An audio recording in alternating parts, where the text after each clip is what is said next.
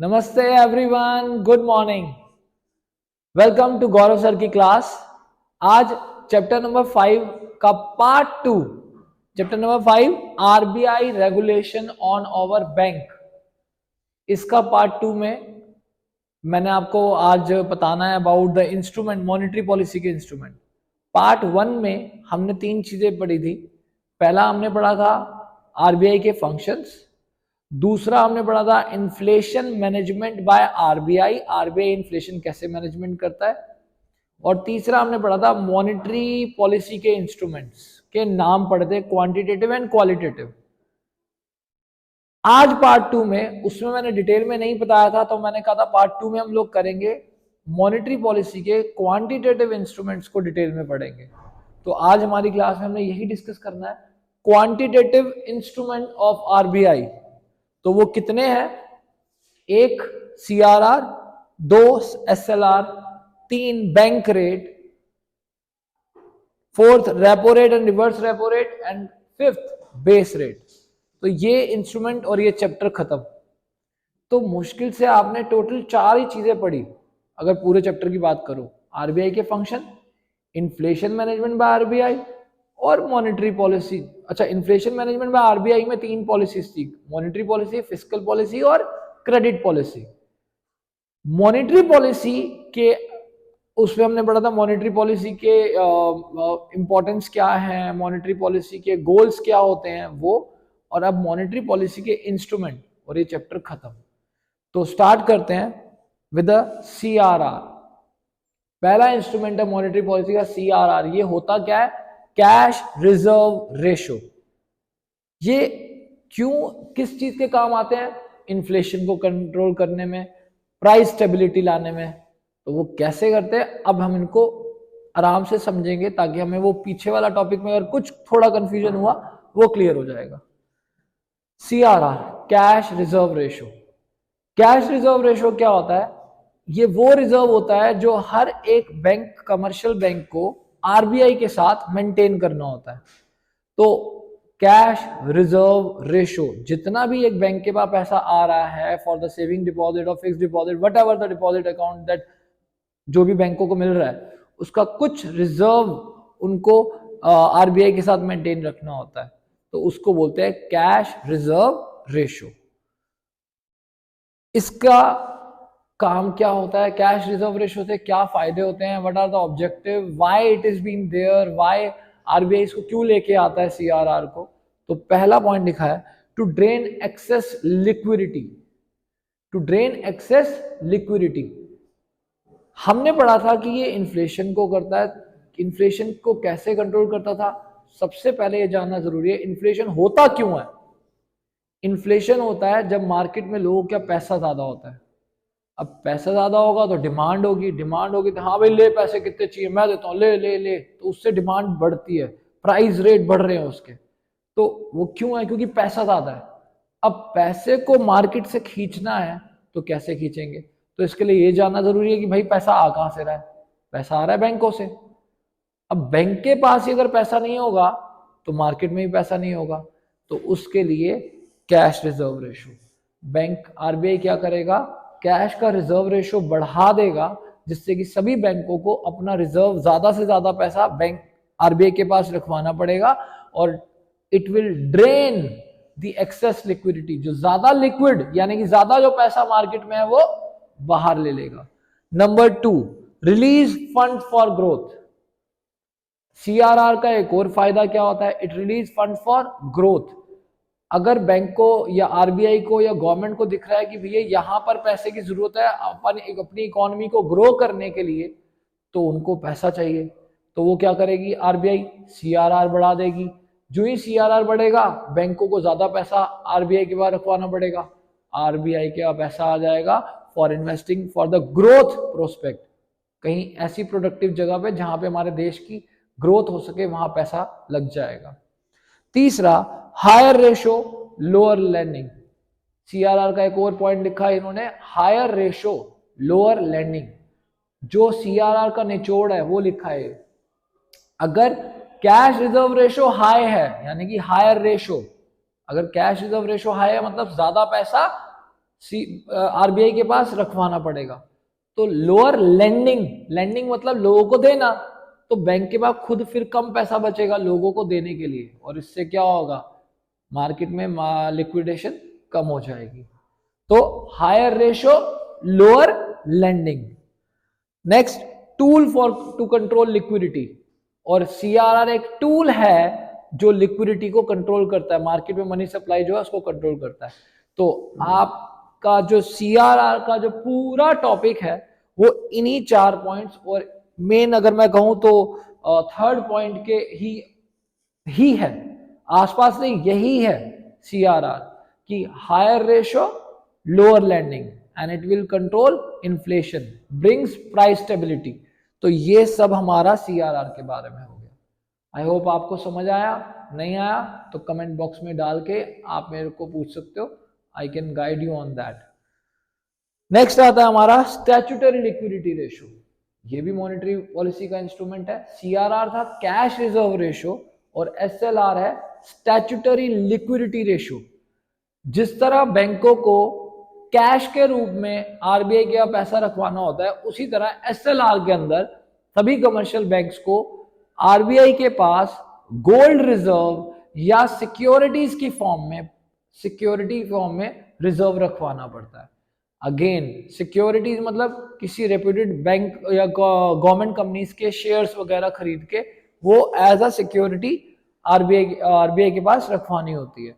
तो अब फिर क्या होगा इससे, ये इसके अंदर भी हम ये पॉइंट कर सकते हैं, drain excess liquidity, higher ratio, lower lending, इसमें भी आ जाएगा। कैसे, अब अगर आरबीआई बोले कि भैया एसएलआर बढ़ गई है तुम्हारी, यानी कि मेरे को ज्यादा गोल्ड रिजर्व, ज्यादा सिक्योरिटी रखवानी पड़ेगी, तो मेरे पास जो पैसा है उसमें ज्यादा से ज्यादा पैसा मेरे को गवर्नमेंट स्पेंडिंग या गोल्ड रिजर्व में लेके गवर्नमेंट के पास, आरबीआई के पास रखवाना पड़ेगा। जब मैं वो रखवा दूंगा तो मेरे पास पैसा बचेगा कम, तो लोअर लेंडिंग, कम दे पाऊंगा। तो सेम इसके अंदर आता है, बस फर्क इतना है, वो कैश का रिजर्व रखना है और एसएलआर के अंदर गोल्ड का या सिक्योरिटी का रिजर्व रखना है।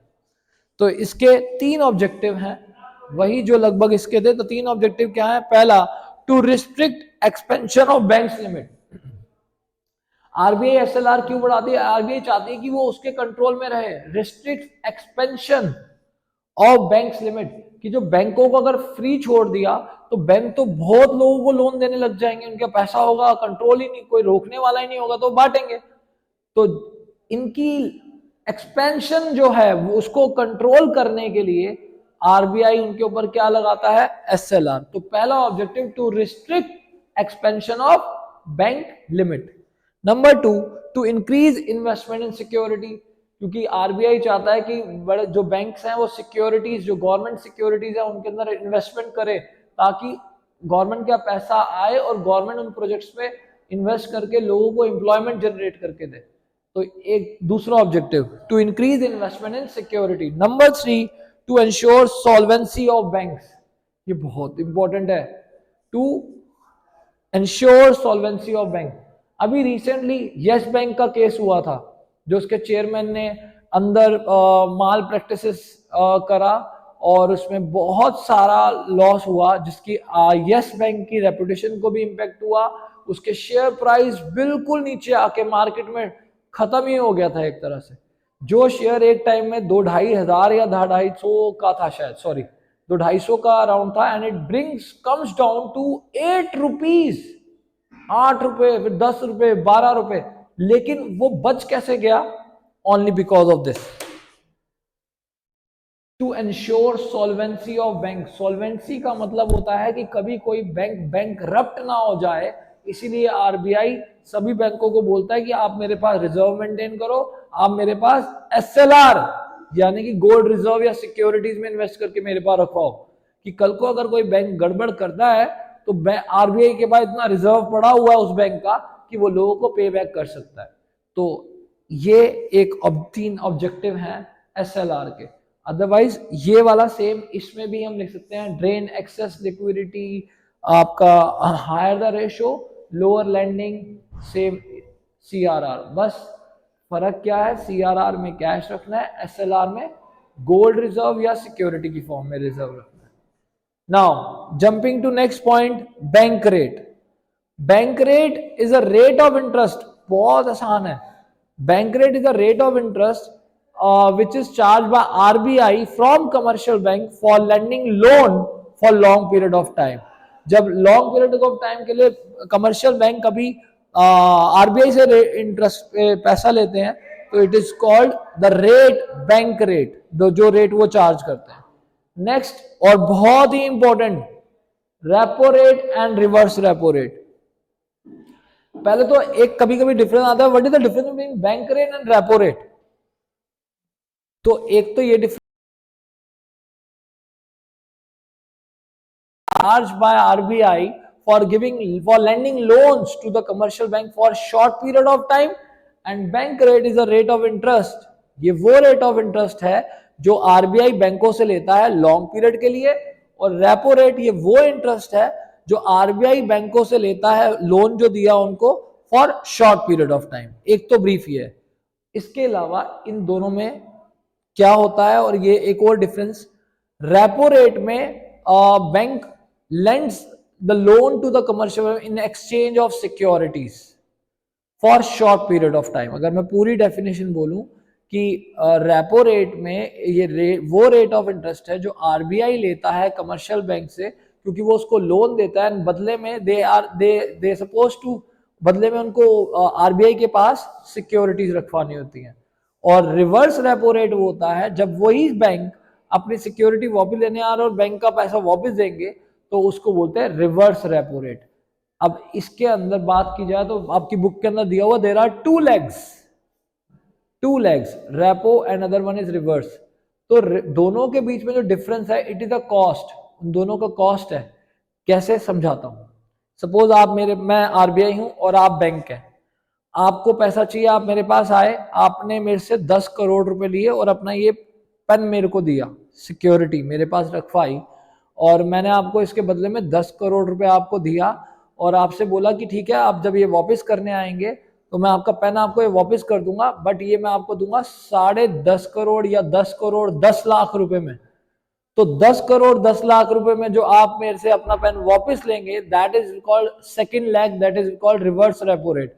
तो यानी कि रिवर्स रेपो रेट जो होगा वो और उसके बीच का जो डिफरेंस है वो बैंक के लिए कॉस्ट है, यानी कि वो आरबीआई के लिए इनकम और बैंक के लिए यानी कि आपके लिए वो कॉस्ट है, वो जो डिफरेंस आप ले रहे हैं। तो repo and reverse repo rate फिर से बता देता हूं एक बार ब्रीफ करके। रेपो रेट वो रेट ऑफ इंटरेस्ट जब आरबीआई चार्ज करता है जब आप आरबीआई से पैसा लेते हैं, और रिवर्स रेपो रेट जब आप अपना पैसा आरबीआई के पास रखवाते हो उसके लिए जो आरबीआई आपसे इंटरेस्ट लेता है वो reverse repo rate. Now jumping on the last topic, base rate.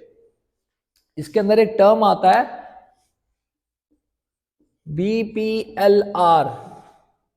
बीपीएलआर which is called benchmark prime lending rate.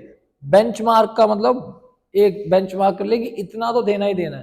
तो जो डिफाइन है बेस रेट की, it is a base rate, it is a rate below which, जिससे कम, ये वो rate है जिससे कम कोई भी कमर्शियल बैंक इससे कम रेट ऑफ इंटरेस्ट पे लोगों को लोन नहीं देगा। It is called base rate. तो ये सारे इंस्ट्रूमेंट्स थे हमारे मॉनेटरी पॉलिसी के, quantitative instrument of monetary policy, CRR, SLR, bank rate, repo rate, reverse repo rate and base rate. तो 5 टॉपिक आज ये पढ़े और ये चैप्टर नंबर 5 इतना ही है, ये हमारा खत्म। आई होप आपको ये समझ आया होगा, और उसके बाद भी अगर कोई डाउट है feel free to send me a comment in my your question in my comment box।